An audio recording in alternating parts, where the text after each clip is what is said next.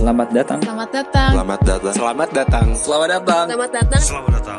Selamat datang di podcast Cerita Orang Dalam.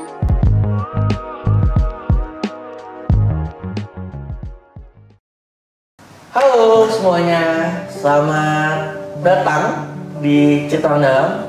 Kali ini Cerita Orang Dalam ini punya tampilan yang berbeda. Biasanya gue sendiri. Kali ini gue temani sama 3 orang sekandi yang tangguh-tangguh, yang hebat-hebat. Ada siapa di sebelah kiri saya? Bisa dipanggil Tia saja. Tia saja. Ada Devita. Ada Devita sama Kak. Ada Tasya. Ada Tasya. Ada Tasya, ada Tasyi. Oh enggak. Beda ya? Bukan Beda. Nah, sore ini kita mau ngobrolin artis kali ya. Kita mau segmen gosip. Nih segmen gosip nih segmen baru nih. Biar harapannya kita nggak mau bahas politik, tapi juga bahas yang ringan-ringan, yang mungkin dekat sama ibu-ibu. Kita mau ngegosip. Nih temen-temen tahu gak sih nih ada selebgram yang lagi rame kemarin. Videonya tuh beredar di sosmed. Sampai yang fotonya viral itu ya, yang bawain apa belanjaan ya? Bawain belanjaan. Yang Tahu mana nggak? tuh? Yang mana tuh? Kudet nih, nggak kudet. Dia bukan anak Twitter berarti. Bukan anak Twitter. Ya bukan anak Twitter banget sih. Nah, jadi ada selebgram ya Kak ya. Jadi selebgram ini belanja banyak banget dia belanjaan itu. Banyak kan belanjaan. Tapi yang menarik, yang bawa tuh bukan dia. Yang bawa itu adalah asistennya, PA-nya, personal asistennya. Sampai kalau kita lihat videonya itu, si PA-nya tuh sangat kesulitan lah untuk ngebawa. Jadi bawa tuh nggak lagi pakai troli, udah pakai tangannya segala macem. Mungkin kalau PA-nya punya 4 tangan tuh PA-nya bisa bawa begini aja gitu. Kalau PA-nya punya 6 tangan bisa bawa begini aja gitu, 6 tangan kan. Gitu ya, kita kan sebut nama lah. Tapi sedih ya. Ternyata tuh di Indonesia tuh pekerjaannya tuh masih banyak banget yang bukan cuman gajinya tidak standar UMR, bahkan ya tadi kerjanya juga sangat banyak. Mungkin punya pengalaman soal dunia kerja? Ya terlepas dari si Tasyi ini emang PA, emang tugasnya bawa-bawain ya. Cuma kan dia kan emang dari fotonya aja badannya kecil gitu. Iya, terus iya. kayak cuma sendiri gitu kan. Dia bawanya kayak human right-nya. Kok nggak ada yang nyautin? Jadi bentar deh. Jadi itu ada foto. Ada video dan foto yang beredar di sosmed. Terus ada pemberi kerjanya, ada pekerjanya. Iya, jadi si pembelinya tuh dia jalan di depan. Si selebgram itu jalan di depan. Lagi belanja. Lagi di mall. Lagi di mall belanja. Iya. Mbaknya yang pemberi kerja itu di depan. Iya. Terus yang bawa-bawa barang, Si PA-nya tuh di belakang kesusahan. ada berapa tas tuh kira-kira? Wah banyak ya tasnya ya. Sampai seluruh badannya ketutupan? Ya kelihatannya ya. Kesulitan ya, sampai kesulitan seperti itu ya. Udah punya pengalaman cerita-cerita serupa mungkin? Kamu pernah jadi PA? Oh ini asisten dosen, gimana? Gimana sih dosen? Pernah nggak Suka disuruh? bawa-bawain dokumen gitu. Jangan-jangan nggak? disuruh dosennya tinggal tulis nama doang, jangan-jangan. Kalau Semua ini sih kerjain pengalaman asisten. temanku sih. Oh gimana tuh? Gini, temanku itu kan dia sebenarnya pekerja informal ya. Iya. Nah di situ nggak ada MOU-nya, Nggak ada kontrak nggak kerja ada berarti? kontrak kerja. Terus dan gajinya pun sangat di bawah UMR. Oh my god. Iya. Bayangkan kita UMR mana ya? UMR Jakarta. Ya, berarti di bawah UMR Di bawah Jakarta. banget. Di bawah banget, dan itu menurutku dia tuh bekerja dengan seorang bos yang diktator gitu, yang nyuruh-nyuruh, bukan kayak leader gitu loh. Yang bos main banget ya? Yang ngebosi banget lah gitu. Itu jadi menurutku itu tuh salah satu dari banyaknya fenomena yang ada, bahkan di sekitar kita itu ada loh kayak gitu. Jadi temanku itu masih mahasiswa, karena untuk nutupin biaya kosan gitu, biaya kosan karena kan juga dia harus survive ya. Dari luar kota, dari Indonesia Timur bahkan. Indonesia Timur dapat beasiswa ke sini, tapi dia itu ini dapat beasiswa, tapi untuk biaya hidup kok dia cover Harus sendiri, nanggung nanggung sendiri. Nah itu menurutku sangat gak bijak gitu loh. Yes. Dan itu tuh banyak kasusnya Kak. Jadi ada ketidakseimbangan antara pemberi kerja dan pekerja. Jadi ada ketidakseimbangan kuasa. Karena si pemberi kerja ngerasa kalau nggak kamu aku bisa cari yang lain. Mungkin gitu ya. Iya mungkin. Nah di kasus si Sep itu kan juga dia isunya sih kalau dari spill tea-nya netizen kan, kalau netizen kan suka spill the tea gitu kan, suka numpahin teh. Biasanya suka numpahin teh di spill the tea. Si selebgram ini nih yang tadi kita ngomongin di depan tuh emang suka gonta-ganti bekerja. Oh iya dia suka buka open account gitu sih baru di Instagram. Ternyata memang usut memang banyak pekerja yang nggak betah kerjanya, bahkan tinggal di mes aja itu harus bayar. Itu parah sih. Iya. Jadi memang asimetris ya. Iya. Antara pemberi kerja sama pekerjanya tanpa mengindahkan misalnya undang-undang yang berlaku atau undang yang berlaku. Dan ironisnya kan kebanyakan yang kerja di sektor informal atau yang kerja dengan si selebgram tadi, mungkin ada perempuan. Iya. Perempuan. Ya kan? Mungkin teman-teman yang sebagai perempuan mungkin yang lebih bisa merasakan kan gimana perempuan tuh harus menanggung beban ganda, harus kerja di kerja juga, terus mengerjakan sektor-sektor domestik juga kan, seringkali. Tapi sekarang itu bukannya ada kayak daycare gitu yang disiapin sama Pemprov? Iya, tadinya ya. Jadi kalau nggak salah emang di zamannya Pak Anies tuh beliau menyediakan beberapa daycare yang gratis banget, terjangkau untuk para ibu-ibu yang bekerja, terutama yang kerjanya di lingkungan Pemprov DKI. Bahkan di balai kota DKI Jakarta itu tuh disediain di lobi utama itu cukup luas buat daycare ini. Jadi buat ASN yang kerja di Pemprov, dia punya anak bayi, balita, dan nggak ada yang ngasuh di rumah, nggak ada yang bisa jagain, entah nggak bisa nyewa neni atau emang nggak ada kerabat yang bisa dititipin, ya bisa ditaruh di daycare itu. Jadi perempuan-perempuan yang bekerja ini bisa merasa apa ya, aman anaknya dititipkan, nggak merasa was-was meninggalkan anak sendirian. Tapi ya sayangnya di Indonesia ini kebiasaan nih, ganti pemimpin tuh kebijakan-kebijakan yang bagus diubah. Jadi ruangan yang tadi sebegitu luasnya di lobi utama itu dikurangin. Gue agak lupa, tinggal sepertiga atau seperempatnya. Kan kecil banget ya. Sisanya dipakai buat rapat atau buat terima tamu ya sama Pak Heru Budi. Oh, aku baru tahu malah. Yang aku tahu itu masih jadi daycare sih. Iya masih, tapi diperkecil. Misal tadi ruangannya segede gini nih, jadi cuma sepertiga itu semua kan cuma pojok kecil doang kan. Iya sih. Kasian banget, ntar ya tadinya luas, kalau luas kan anak-anak kan bisa main apa aja kan. Apalagi anak kecil kan ibaratnya dia sukanya main kesana kemari gitu kan, aktif. Nih di sini ada yang udah punya, bukan punya. Ada yang pernah hamil, bukan pernah hamil. Belum. Yang sudah menikah dan hamil. Ini biar malam tidak salah, nanti kalau pernah hamil doang nanti kacau ya. Bukannya masnya sendiri. Menurut saya kayak ibu hamil, kayak ibu hamil 8 bulan menurut saya. Bentar lagi HPL-nya ya mas. Iya. Tuh ini. Iya. Kata dokter akhirnya lancar.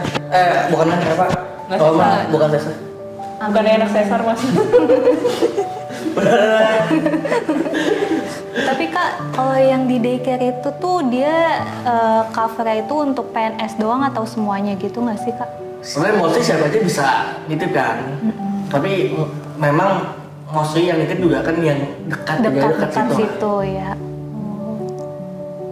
Saya baru tahu ini sih ada daycare yang untuk spesial didedikasikan untuk pekerja di Pemprov DKI, dan katanya itu tidak hanya di lingkungan Pemprov ya, ada di ada di beberapa titik juga ya, memang betul. Jadi apa namanya, kalau ngomongin lingkungan kerja Pemprov kan jangan bayangin yang kerja itu cuma ASN. Kan ada juga yang kerja lain yang bukan ASN kan. Misalnya OB-nya atau satpamnya, mereka kan bukan ASN kan, dan mungkin gajinya nggak setinggi teman-teman ASN. Jadi memang perlu juga tuh adanya daycare di lingkungan Jadi memang disediakan oleh Pemda DKI. Iya. Jadi budgetnya APBD DKI di situ. Betul. Oke, bukan pemerintah pusat ya? Bukan. Nah, harapannya sih mungkin akan lebih banyak kayak daycare ini kita. Bahkan karena tadi tuh akhirnya beberapa kantor swasta itu akhirnya juga ikut menyediakan daycare buat pegawainya gratis. Kalau bisa kayak gitu tuh diperbanyak aja di daerah-daerah, karena setauku ya, pengalamanku, karena kebetulan aku kan ini ya tinggal kecil sampai besar di Jogja. Nah, aku di fenomena di Jogja itu kan banyak perempuan pekerja. Tapi karena kita tahu lah UMR Jogja tidak setinggi Jakarta, dan itu banyak yang sudah berkeluarga, memiliki anak, dan justru anaknya itu yang masuk adalah ibu dari si neneknya itu. Nah, itu kan merupakan beban ganda ya, karena di situ itu pemerintah nggak hadir untuk mengakomodir kebutuhan tersebut gitu. Nah, kalau misalkan di daycare yang ada di Pemprov itu diperbanyak, tidak hanya di Jakarta ya, di seluruh Indonesia gitu, saya yakin sih itu bakalan cukup bagus, dan juga anak itu tidak kehilangan kayak kedekatan emosional dengan ibunya gitu loh. Jadi ada dua sisi, di sisi ibunya dan juga di sisi si anak. Dan ketika dia kayak dekat dengan si ibu, kan si ibu ketika makan siang bisa nengokin anaknya tuh. Sekarang kalau dia kayaknya jauh atau titipinya harus di rumah nenek, pas makan siang kan si anak nggak bisa ketemu ibunya kan. Coba bayangin, saya kerjanya di daycare itu ada di gedung yang sama dengan tempat si ibu bekerja. Karena enak tuh tinggal turun pas makan siang.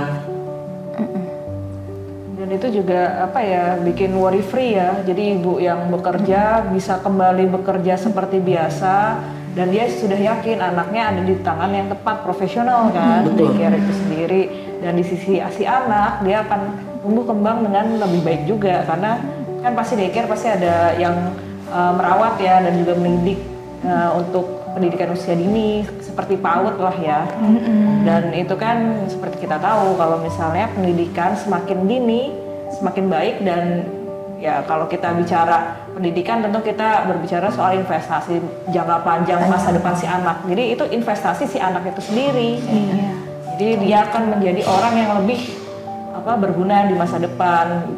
Bisa kita tahu kalau misalnya anak yang pernah punya pendidikan dini lebih baik dibanding anak seusianya, itu nanti lebih mungkin untuk masuk ke jenjang perguruan tinggi. Jadi memang banyak sekali itu benefitnya, dan aksesibilitas, bahwa tidak tentang uang. Kan kita tahu daycare harganya mahal ya. Dengan adanya disediakan dengan Pemprov ini, aksesibilitasnya bisa naik. Dan orang-orang yang ya mungkin gajinya UMR kayak OB, bukan OB ya, office girl ya, jadinya kalau perempuan ya nggak OB ya. Office girl bisa masuk, even misalnya gajinya hanya 4 juta, tapi karena terjangkau, dia bisa mencari nafkah dan menitipkan anaknya di tempat yang tepat gitu kan. Jadi apalagi kalau misalnya banyak pendatang ya ke Jakarta, kan kalau di Jogja misalnya ada mbahnya gitu kan, ada kakek neneknya, tapi kalau di Jakarta dia tinggal di mana gitu kan, dengan siapa gitu kan. Kita juga pertanyaan juga dengan adanya daycare di Jakarta gitu, apalagi Jakarta itu urban ya, orang-orang pasti kerja ke kantor, bukan ke sawah atau kemana yang yang punya flexibility. Kalau di Jakarta kan nggak fleksibel, kantor ada jam kantor, which is rigid ya. Dan yang mesti kita mungkin sama-sama kita sepakati adalah daycare ini tuh harusnya bukan jadi privilege kelompok tertentu. Harusnya tuh bukan cuma mereka yang kerjanya dan positif di SCBD yang gajinya 2 digit, atau triple digit mungkin yang bisa menikmati daycare atau neni. Tapi harusnya penitip anak ini adalah hak semua pekerja yang emang dia punya anak dan dia punya tempat untuk menitipkan, dan harganya tadi terjangkau, difasilitasi oleh negara, dan negara kan juga menjamin keamanan anaknya, keamanan ibunya, dan lain-lain. Karena kan banyak kasus juga kan kita lihat bahwa ketika anak dititip ke tetangganya ngasih minum air, airnya ada ganjanya, kayak yang biar di daerah itu kan, gitu. iya kan. kan si ada acara tuh udah tetangganya, terus anaknya nangis kan sama tetangganya kan dikasih air putih tapi udah kena ganja sampai si anak itu nggak bisa tidur. Coba bayangin kalau kita dititipin anak kita ke tetangga tapi tetangga kita ternyata nggak aman. Dan juga merepotkan tetangga. Pasti kalau di Jakarta urban pasti mereka bekerja semua. Betul. Masing-masing. Jadi sendiri-sendiri. Harus ada ongkos sosial yang ditanggung oleh siapa nih? Negara bantu gitu kan. Iya, selain itu kayak pedagang juga, pernah nggak sih kayak ngelihat anak yang ikut dagang sama orang tuanya? Iya, itu kan kasihan banget. Anaknya harus tidur di rukonya, di tokonya. Aku pernah tuh lihat, jadi dia dagang malam-malam nasi goreng gitu, terus anaknya tuh kayak ditidurin aja di jalanan pakai alas kardus gitu. Iya. Itu harusnya yang jadi perhatian sih. Jadi memang anak itu kan punya hak dasar juga dan itu wajib disediakan negara. Dan apalagi ibu hamil melahirkan punya anak itu kan sesuatu hal yang natural dan ada hak dasar ya dan kewajiban dasar dari negara juga untuk memastikan bahwa proses natural itu sebagai warga negara Indonesia hadirlah negara itu memastikan hak dan kewajiban terjalani gitu, tereksekusi dengan baik ya. Karena kan natural ya orang perempuan berkeluarga, hamil, melahirkan, punya anak itu kan sesuatu hal yang sudah natural. Kalau misalnya nggak dipenuhin hak-haknya, hadirnya negara kemana gitu kan? Dan ini ya, kalau nggak salah menurut data itu kan Indonesia itu masuk negara nomor 3 dunia yang fatherless. Jadi harapannya dengan adanya penitipan anak ini, ya beban itu nggak cuma ada di ibu, tapi juga di ayah. Bisa jadi hari Senin dititipin di tempat kerja si ibu, hari Selasa dititipin di tempat kerja si ayah. Jadi tidak melulu beban itu ditanggung oleh ibu, tapi juga ada partisipasi. Ayah itu bisa ikut lebih banyak terlibat dalam tumbuh kembang anak. Sedangkan hari ini kan memang mungkin entah ya teman-teman merasa apa enggak, tapi banyak data di luar sana mengatakan bahwa dan banyak testimoni gitu ya, wah gue merasa gue punya bokap, tapi bokap gue nggak hadir di dalam tumbuh kembang gue sebagai seorang individu. Ya gue sih nggak ngalamin, bokap gue sih hadir, tapi kan di luar sana kan mungkin banyak yang nggak seberuntung gue. Mungkin dengan adanya daycare tunjangkau ini bisa membuat tadi apa ya, pendidikan ini usia dini yang pendidikan anak itu nggak lagi dibebankan kepada ibu sepenuhnya. Ongkos sosialnya ditanggung negara juga sebagai apa ya, negara itu kan harus hadir menjamin hak dan kewajiban warga negara. Anak pun punya hak dan kewajiban walaupun belum paham hukum itu apa ya, anak usia dini ya. Kan menarik ya kan kalau ayah dan ibu bisa ganti-gantian bawa anaknya kan. Kalau itu sih kayak kesadaran diri juga ya. Iya, tapi ketika daycare-nya terjangkau ada di kantor-kantor, dekat kantor kan itu kan juga lebih mudah buat orang berbagi tugas itu kan. Iya. Kalau daycare-nya aja masih jarang, gimana mau membagi peran si ayah ibu membawa anak ini kan? Memanajerial anak kan, parenting itu kan it's about father and mother, kerja keras, kerja bersama gitu kan. Dan mungkin peran negara bisa lebih dari sekedar ngasih daycare, bisa juga ngasih cuti buat ayah. Iya, cuti. Ketika istrinya melahirkan lebih panjang kan. Sama ini kan negara kita kan terlalu membebankan bahwa urusan cari nafkah itu laki-laki, urusan domestik perempuan. Patriarki banget. Sedangkan ketika ada perempuan yang mencari nafkah, either dia single parent atau dia memang harus bekerja atau yang passionnya, masih harus dibebankan kepada pekerja-pekerja domestik. Jadi dia punya beban ganda tuh di masyarakat.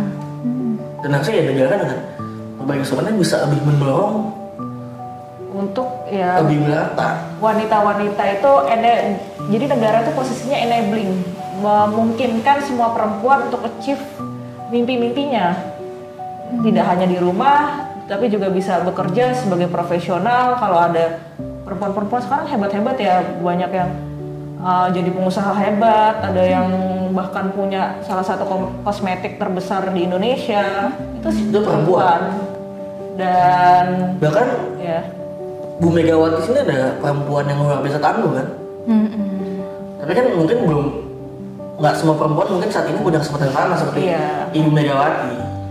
Bu Mega mungkin punya privilege bahwa anaknya proklamator dan lain-lain, tapi kan sebenarnya manusia itu sama, hak dasarnya sama, harus di enabling lah, harus dijembatani mencapai impian-impiannya. Kalau ada anak jago nih matematika dan lain-lain, tapi dia perempuan, akhirnya ketika orang tuanya berpikir saya pilih memajukan anak saya yang perempuan untuk masuk kuliah atau enggak, itu juga kadang-kadang jadi pertimbangan kan, ya anak saya yang laki-laki walaupun tidak lebih pintar lebih baik yang perempuan. Tapi balik lagi soal tadi hak dan kewajiban negara dalam urusan ibu dan anak, saya sepakat sih harus benar-benar jangan berdasarkan privilege tapi berdasarkan negara itu harus hadir. Karena semua itu by sistemnya sih. Iya. Sistem yang harus sistem itu harus dibangun secara equal gitu. Misalkan contoh kecilnya gini, saya itu punya teman saya punya adiknya kebetulan perempuan, dan adiknya ini tinggal di wilayah terluar di timur Indonesia. Wilayah 3T kan? 3T. Adiknya ini pengen sekolah di kota, tapi karena perempuan, lagi-lagi karena perempuan, diharuskan kenapa sih harus di sekolah di sana? Karena di sana kamu harus tinggal sendiri. Padahal kalau misalkan dari keluarga itu ada pemikiran maju, itu ya udah nggak apa-apa sendiri, kan melatih kemandirian juga. Betul. Cuman karena labeling perempuan itu akhirnya harus tinggal di tempat itu dan sekolah di situ. Padahal kalau misalkan dia keluar, kan perspektif kan jadi terbuka. Perspektif terbuka, dia giat belajarnya, dapat beasiswa, kan itu kan bisa menjadi mahasiswi ya nantinya. Jadi better chance lah, Iya. ada kesempatan yang lebih baik. Betul. Dilihat beasiswa kan kebanyakan bias juga kan, mereka carinya yang SMA yang bagus, yang jelek nggak dilihat. Padahal ada juga anak pintar di situ, cuma karena label nggak ada unggulannya gitu misalnya, jadi nggak ngeliat ke sana kan, talent scouting ya. Iya, dan akhirnya kayak gitu kan juga memunculkan lagi-lagi kemiskinan struktural lagi. Betul. Karena kalau misalkan tidak ada, kalau misalkan kita terekspos dengan dunia pendidikan tinggi, itu kesempatan untuk menjadi masyarakat kalangan menengah itu juga ada gitu loh. Iya. Tapi kalau lagi-lagi itu hanya tidak equal, tidak seimbang antara laki-laki dan perempuan, ya udah. Iya betul, pendidikan itu adalah Kunci biasnya. alat, adalah tangga untuk kita bisa menaiki kelas sosial yang lebih tinggi, untuk bisa manjat strategi sosial. Ya. Dan tadi tuh ngomongin soal perempuan nggak boleh jauh-jauh, itu juga karena negara tidak bisa memberikan rasa aman untuk perempuan. Betul. Perempuan, mohon maaf ya, kadang-kadang ketika perempuan menjadi korban kekerasan seksual, korban kekerasan fisik, menjadi korban kekerasan, kan negara lamban penanganannya, sampai muncul istilah no viral, no justice. Ini juga soal keamanan untuk sesama. Dulu itu kan ada ya yang namanya Hello TJ. Itu kan untuk aplikasi untuk melindungi perempuan dari kekerasan seksual yang ada di Transjakarta ya. Betul. Belum lama ini, baru seminggu yang lalu tuh saya hampir kena itu, Kak. Jadi Sexual harassment? Iya. Ya Allah. Itu di TJ dari arah Tamrin ke Harmoni. Itu bapak-bapak pengemudinya itu udah nggak enak banget. Udah dari visualnya udah mencerminkan dia tuh mau melakukan kekerasan itu. Dan di situ kan nggak ada kondekturnya ya, hanya pengemudinya doang. Terus di situ hanya ada 3 perempuan kebetulan, karena itu di jam-jam nggak sibuk, bukan, masih siang kan? Masih siang, tapi emang busnya itu nggak rame, hanya 3 dan 3-3-nya perempuan. Dan kami bingung kan, gimana caranya mau keluar dari situ. Itu menurut saya juga itu harus didesain sedemikian mungkin gitu loh, untuk menjamin itu keamanannya. Aman. Dan akhirnya yang kami lakukan bertiga itu, kami sok-sokan telepon untuk mencari perlindungan gitu. Dan saat kita udah sampai di halte Monas, kita langsung bertiga itu turun semua. Dan kita nggak tahu kita harus gimana lagi, karena mau foto juga nggak mungkin ya, karena itu kalau orang panik itu udah soal gue. Dan nggak tahu mau harus mencari perlindungan kemana itu, kami nggak tahu. Bahkan kita tanya ke petugas yang ada di Monas, yang bahkan tuh juga petugasnya tuh sendiri juga, Mbak biasa kayak gitu. Itu juga Harusnya harus pemahamannya harus diberikan ulang sih seperti itu, karena memang namanya sexual harassment ya balik lagi gender yang tidak setara dan juga seperti perspektif yang sebenarnya apa ya, diskriminatif ya. Ya wajar aja laki-laki seperti itu, wajar aja seperti itu, kan itu sesuatu hal yang dinormalisasi ya, dilazimkan, padahal itu ya bisa dibilang kriminal ya jurusnya. Betul, jadi sangat disayangkan laki-laki bejat itu dianggap sebagai hal yang lumrah, dan itu kan ada hal yang aneh ya. Kenapa ada laki-laki berkekerasan seksual atau melakukan catcalling dianggap itu udah biasa? Kenapa bisa muncul anggapan itu udah biasa? Padahal tidak ada hal yang lumrah dalam hal itu. Apa yang lumrah dari perbuatan laki-laki yang merendahkan perempuan? Dan kadang-kadang ketika perempuan yang melakukan itu justru dianggap perempuannya nggak benar, padahal ya mau pelakunya laki-laki atau perempuan kan sama aja, sama-sama tidak dibenarkan kan? Dan tadi entah baik negara ataupun masa kita secara umum masih seringkali melanggengkan simbol-simbol atau bentuk-bentuk kekerasan terhadap perempuan, baik disadari ataupun nggak disadari ya. Yang tidak disadari ya seperti misalnya izin cuti perempuan yang terbatas, habis itu punya anak harus menyusui, tidak diberi ruang laktasi. Ya apa namanya, misalnya ada tempat penitipan anak, ini satu terobosan maksudnya kalau menurut saya pribadi ya. Dan yang menarik adalah dalam banyak aspek pemberian gaji informal ada istilah uang rokok. Uang rokok, uang makan sih. Uang rokok kan sangat laki-laki ya, karena kan menurut terkenal laki-laki kan. Tapi nggak pernah tuh ada istilah uang pembalut untuk perempuan, atau ada istilah lainnya mengkompensasi rasa sakit perempuan ketika dia mengalami PMS atau haid. Ya menstruasi harus datang ke kantor, padahal kan ada juga perempuan-perempuan yang PMS-nya agak sakit ya. Iya. Terus harus cuti kan, dan cutinya dianggap cuti ya karena bukan karena sesuatu hal yang rutin, itu kan sesuatu hal yang rutin ya. Tapi dianggap cuti yang kayak cuti yang dianggap beban gitu. Dan mungkin untuk pekerja informal apalagi ya, itu kan udah jadi loss ya, tidak ada kompensasi sama sekali.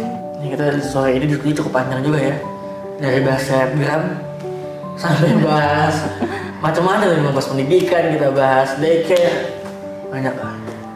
Tapi itu sih ya, memang menjadi sebuah ironis bahwa memang kenyataannya perempuan itu masih seringkali disubordinat, dianggap tidak setara dengan laki-laki. Betul. Dan juga dipersulit kami itu kalau kita mau berkarya di kantor, mau menjadi seseorang, menggapai mimpi itu dipersulit. Karena kayak di kantor aja ada tempat penitipan anak nggak, ada tempat laktasi, harus pergi ke toilet, harus tempat laktasi kan bagus, ada meja, ada macam-macam karena bisa memompa dan lain-lain. Kan kalau di toilet orang lewat-lewat nggak enak ya. Iya betul. Dan terus nggak steril juga kan. Iya. Toilet kan kotor ya kan, tempat kotoran bertemu. Apa kotoran bertemu? Apa sih Kak? Nah, mama gue kayak bayang sorry, gue punya kuasa. Nggak jangan. Oke. Terus juga di politik juga kadang-kadang aturan politik kan memang mewajibkan bahwa 30% itu harus perempuan. Tapi sadar apa nggak sih banyak banget partai politik yang ya udah cuma sekedar buat memenuhi syarat aja 30% tanpa peduli kualitas caleg perempuannya, dan juga nggak ada upaya biar lebih dari 30%, lebih dari 35 kayak 40 kayak 50 kayak. Yang penting terkenal doang. Padahal pemilihnya 60% perempuan. Betul. Dan sehingga ketika perempuan-perempuan Indonesia juga nggak peduli dengan isu-isu sama perempuan, pembahasannya alot dan lama betul ketika ngebahas hak perempuan. Kan ironis ya. Makanya ya undang-undang yang dilegislasikan itu lebih laki-laki ya, lebih maskulin dibanding ada kasih sayangnya perempuan ya. Iya. Gitu. Kan banyak kan undang-undang kekerasan seksual, undang-undang penghapusan kekerasan seksual yang harusnya diganti nama jadi undang-undang tindak pidana kekerasan seksual, itu butuh waktu lebih dari 6 tahun untuk disahkan 10 tahun banget kan. Padahal itu kita oleh perempuan itu sangat itu ada undang-undang yang salah satu yang dilindungi adalah perempuan, undang-undang TPKS itu kan. Tapi kan masih sama undang-undang pelindung pekerja rumah tangga PPRT ya ada RUU tentang perlindungan pekerja asisten rumah tangga. Itu juga apa sih belum disahkan, padahal sebagaimana kita ketahui bahwa kebanyakan yang bekerja sebagai asisten rumah tangga itu adalah perempuan. Itu lebih ngeri lagi tuh Kak. Iya, banyak banget yang jadi perempuan di kelas 2 kan ya. Iya. Jadi bukan setara kan. Iya. Kadang kalau kita ngerasa setara gitu kayak ih si paling feminis gitu, pernah nggak sih digituin? Kayak kita kan itu cowok-cowok insecure aja nggak sih, cowok-cowok yang sebenarnya dia lemah, dia nggak punya skill, dia tuh emang bego bukan? Emang cowok-cowok insecure yang sebenarnya dia tuh maskulinitasnya tuh lemah banget, ngaku banget, disentil dikit udah berasa wah ini mengancam posisi gue. Padahal kan ya kalau dia memang punya kualitas, laki-laki yang punya kualitas harusnya nggak perlu takut dengan begituan kan? Kayak Mas Fahri gitu. Oh kan? iya, jelas. Nggak. Ngejar perempuan lain. Oke, mungkin obrolan kita sebagai episode pembuka ini cukup panjang. Ini adalah segmen pertama kita membahas isu anak muda, isu perempuan. Jadi mungkin di next episode kita bisa bahas yang lebih seru, lebih spesifik. Dengarkan terus cerita kita, karena kita cerita orang dalam. Thank you Katia, thank you Kak Tasya, thank you Kak Denita. Sampai jumpa di episode selanjutnya. Bye bye. Bye bye.